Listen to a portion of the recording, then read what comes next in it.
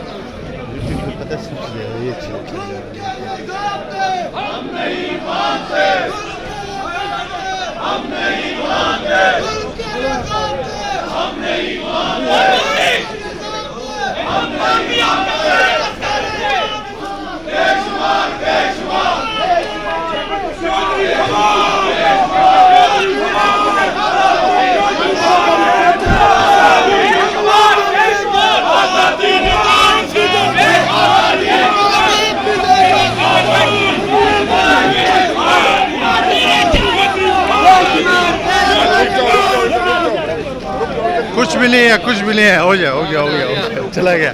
हाँ हो गया ये फवाद चौधरी साहब को दोबारा ले गया है अभी फैसला महफूज हो गया है यहाँ पे ये पुलिस की भारी नफरी आप ये सब देख सकते हैं पाकिस्तान तहरीक इंसाफ के कारकुनान भी यहाँ पे नारेबाजी कर रहे हैं दोबारा उन पे जो है चादर उनके सर पे डाली हुई थी जबकि अदालत के हुक्म के बावजूद भी यहाँ पे दोबारा उनके कपड़ा उनके ऊपर डाला गया था क्या कार्यकार वो आएंगे दिन को पाकिस्तान तहरीक इंसाफ के जो सीनियर रहनुमा है वो भी यहाँ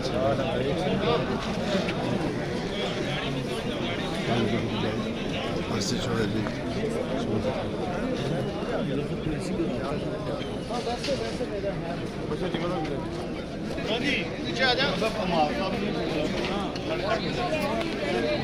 चलिए यार थक गया बस यार